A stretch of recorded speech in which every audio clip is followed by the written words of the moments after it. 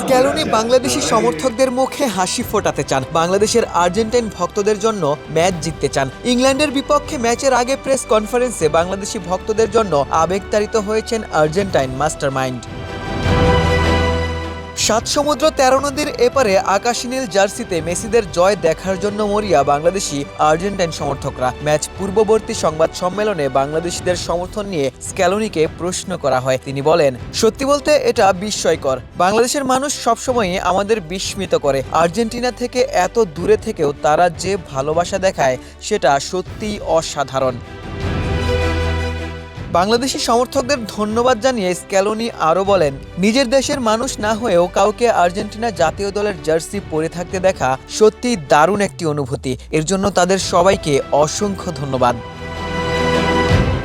মজুক বিরাট কারবার, জিতে নাও ফ্যামিলি কার, sports bike ছাড়াও লক্ষ লক্ষ নিশ্চিত গিফট। ইংল্যান্ডের বিপক্ষে দ্বিতীয় সেমিফাইনালে জয় ছাড়া কিছুই ভাবছেন না বর্তমান বিশ্ব চ্যাম্পিয়ন এই কোচ।